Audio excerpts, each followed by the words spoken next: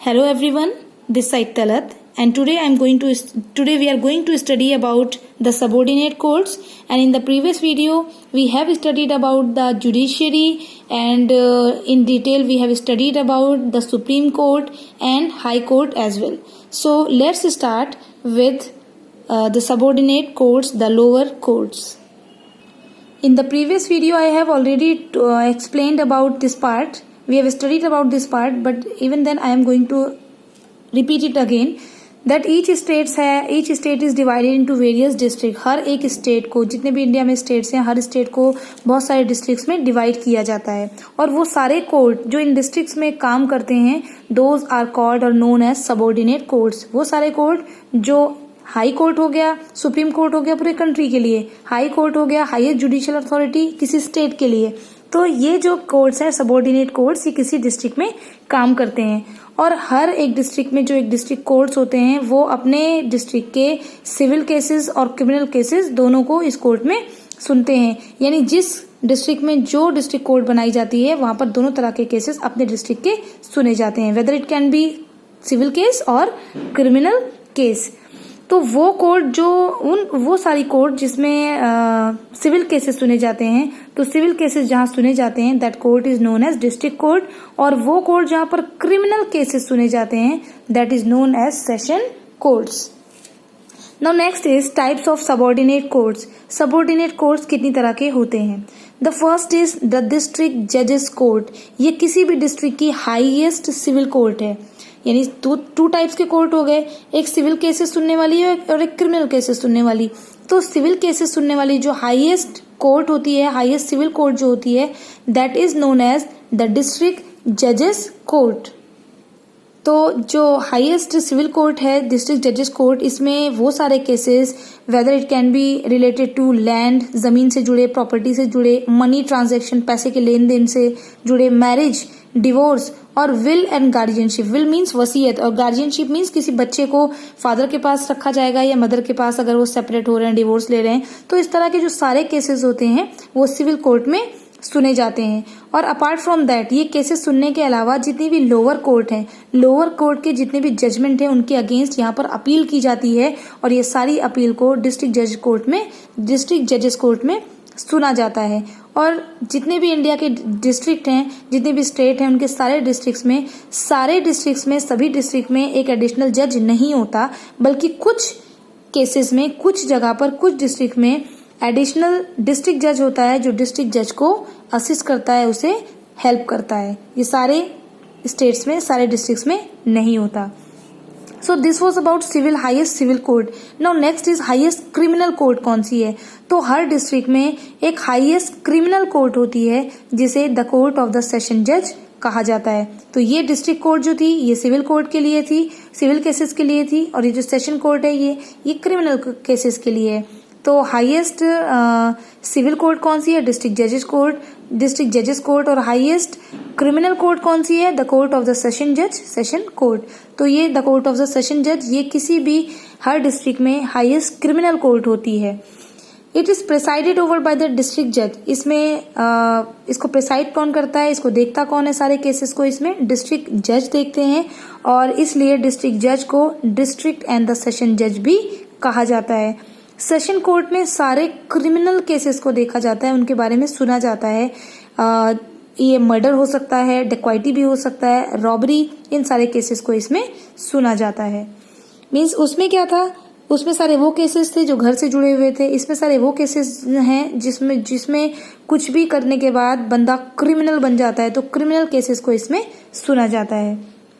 Session जज, जो इसके सेशन जज होते हैं, ये जितनी भी लोअर कोर्ट्स होती हैं उनके दिए गए जजमेंट के अगेंस्ट यहाँ पर की जाने वाली अपील्स को भी सुनते हैं.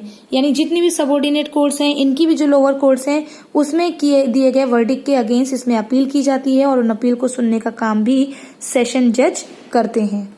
Now next is revenue courts. Revenue courts में लैंड रिकॉर्ड से जुड़े सारे केसेस को डील किया जाता है, उनको सुना जाता है. रेवेन्यू के बारे में सारे जजमेंट यहाँ पर दिए जाते हैं. इसके अलावा रेवेन्यू कोर्ट का काम है लैंड होल्डर से कलेक्ट किए गए लैंड रेवेन्यू को एसेस करना, देखना कि कितना रेवेन्यू इकट्ठा किया गया है, कहाँ से लेना है, कहाँ से नहीं लिया गया, इस सारी चीजों को देखने का काम रेवेन्यू कोर्ट करती है।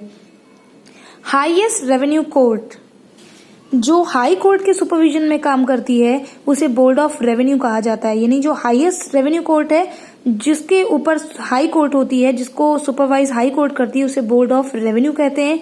जबकि किसी भी डिस्ट्रिक्ट में जो हाईएस्ट रेवेन्यू कोर्ट होती है उसे कोर्ट ऑफ द कलेक्टर कहा जाता है। यानी डिस्ट्रिक्ट की हाईएस्ट रेवेन्यू कोर्ट को कोर्ट ऑफ द कलेक्टर कहा जाता है। और जो सबसे ऊपर होती है स्टेट में, that is known as board of revenue, उसे सुपरवाइज हाई कोर्ट करती है। Next is here it is the court of the collector। ये डिस्ट्रिक्ट की हाईएस्ट रेवेन्यू कोर्ट है, court of the collector, which was not shown, so I am showing right now। Next is the panchayat courts. Panchayat courts में civil और criminal cases दोनों सुने जाते हैं, but ये विलेज लेवल पर सुने जाते हैं। तो विलेज लेवल पर अगर कोई सिविल या क्रिमिनल केस होता है तो इसे पंचायत कोर्ट में डील किया जाता है, इसे पंचायत कोर्ट में सुना जाता है। और ये जो कोर्ट हैं, जो पंचायत कोर्ट हैं, इन्हें अलग अलग रीजनल नेम से हम जानते हैं। कहीं पर इसे न्याय पंचायत भी कहते हैं, कहीं पर इसे ग्राम कचहरी भी कहा जाता है, और बहुत सारे नामों से हम ग्राम पंचायत को जानते हैं। 3 या 4 गांव को, विलेजेस को एक साथ क्लब कर दिया जाता है, और 3 या 4 गांव के लिए को क्लब करके जो एक न्याय पंचायत बनाई जाती है वो 3 या 4 गांव के लिए एक साथ बनाई जाती है। तो विलेजेस में ग्राम पंचायत से ऊपर कोई पंचायत नहीं होती। जो किसी को अगर कोई प्रॉब्लम है इसके डिसीजन से तो उसके लिए अपील कर सके। लेकिन हाँ, अगर किसी को भी कोई प्रॉब्लम है तो वो दोनों पार्टीज जो इसमें इन्वॉल्व हैं किसी तरह के केस में, सिविल या क्रिमिनल केस में, वो दोनों पार्टीज जो इसके जजमेंट से सेटिस्फाई नहीं हैं वो लीगल रेमेडी के लिए कोर्ट में जा सकते हैं। मतलब अब इसके बाद नेक्स्ट क्या होता है, इसके बाद लीगल रेमेडी के लिए कहाँ जा सकते हैं, कोर्ट में अपील कर सकते हैं। लेकिन गांव में इससे ऊपर कहीं भी अपील नहीं की जा सकती। तो ये था ग्राम पंचायत जो अपने गांव के लिए काम करते हैं। नेक्स्ट इज लोक अदालत। इंडिया में जो जस्टिस है उसको अगर किसी को न्याय चाहिए तो उसके लिए बहुत सारा टाइम लगता है और बहुत सारा पैसा भी खर्च होता है। तो कैसा है, टाइम कंज्यूमिंग भी है और एक्सपेंसिव भी है, बहुत महंगा भी है और बहुत टाइम लेता है। इसलिए इस रीजंस की वजह से कि टाइम भी कम लगे, पैसा भी कम लगे, तो इन दोनों चीजों को देखकर एक अदालत को सेटअप किया गया, एक अदालत बनाई गई जिसका नाम है लोक अदालत। लोक मतलब लोग, यानी इंग्लिश में आप इसे पीपल्स कोर्ट भी कह सकते हैं, जहां पर जल्दी से जल्दी, बहुत जल्दी लोगों को जस्टिस दिया जा सके, न्याय दिया जा सके। इसके लिए एक लोक अदालत या पीपल्स कोर्ट्स को बनाया गया। लोक अदालत आम जैसी आपको दिखती है ना कि एक जज ऊपर बैठे होते हैं, 2 तरफ विटनेस बॉक्सेस बने होते हैं और सामने ऑडियंस बैठी होती है, बहुत सारे लोग बैठे होते हैं। तो उस तरह का लोक अदालत बिल्कुल नहीं होती। एक रूम होता है, बस वहां पर कुछ लोग होते हैं। तो वो कुछ लोग कौन से होते हैं, लोक अदालत में एक रिटायर्ड जज होते हैं। मेन जो जज होते हैं जो रिटायर हो चुके होते हैं वो लोक अदालत में होते हैं। उनके साथ और 2 मेंबर्स होते हैं। यूजुअली उसमें से एक लॉयर होता है और दूसरा जो होता है वो सोशल वर्कर होता है। मतलब आप देखिए, लॉयर भी एक ही है उसके अंदर, तो वो किसकी पार्टी को फेवर करेगा, किसी को नहीं, वो सिर्फ सुनने के लिए होता है। डिसीजन मतलब लीगली अगर उससे एडवाइस ली जाए तो वो उसके लिए बैठा होता है कि ये चीजें की जा सकती हैं। तो रिटायर्ड जज, उसके साथ एक लॉयर और एक सोशल वर्कर होता है, और वो दोनों पार्टीज जो किसी भी डिस्प्यूट में इन्वॉल्व होती हैं, जिनको प्रॉब्लम होती है, वो दोनों पार्टीज अपने केसेस को खुद रिप्रेजेंट करती हैं, खुद बताती हैं, सामने रखती हैं कि मुझे ये प्रॉब्लम है। पार्टी ए बताती है मुझे ये प्रॉब्लम है पार्टी बी से, पार्टी बी बताती है मुझे ये प्रॉब्लम है पार्टी ए से। तो दोनों पार्टीज अपने अपने केसेस को बिना एडवोकेट के, विदाउट एडवोकेट्स, अपने केसेस को सामने रखती हैं। फिर केसेस को सॉल्व कैसे किया जाता है, केसेस को सॉल्व करने के लिए दोनों पार्टीज म्यूचुअल अंडरस्टैंडिंग से केसेस को सॉल्व किया जाता है और कॉम्प्रोमाइजेस के साथ, यानी दोनों पार्टीज म्यूचुअल अंडरस्टैंडिंग और कॉम्प्रोमाइज के साथ उन दोनों पार्टीज के केसेस को सॉल्व किया जाता है।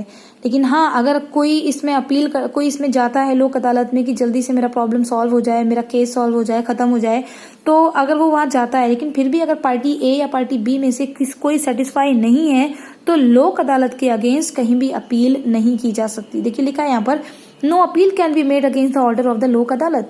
यानी ग्राम पंचायत में अगर किसी को कोई प्रॉब्लम है वो अपील कर सकता है, कोर्ट में जा सकता है, लेकिन अगर लोक अदालत में किसी को कोई प्रॉब्लम होती है कि ये डिसीजन गलत है, मेरे लिए लिया गया, तो वो उसके अगेंस्ट किसी भी कोर्ट में अपील नहीं कर सकते, ना ही डिस्ट्रिक्ट कोर्ट में, हाई कोर्ट में, सुप्रीम कोर्ट में, कहीं भी लोक अदालत के अगेंस्ट अपील नहीं की जा सकती। Now here you can see in the picture, आप पिक्चर में देखिए जैसा लग रहा है एक ऑफिस का सीन आपको दिख रहा है, but in actually it is a लोक अदालत इन सेशन। जो यहाँ पर सेशन में मतलब यहाँ पर कोई डिसीजन दिया जा रहा है, कोई प्रॉब्लम सुनी जा रही है और इस तरह का सीन आपको दिखाई दे रहा है कि इस तरह से लोग बैठे हैं। ये अदालत जैसी बिल्कुल भी नहीं लग रही।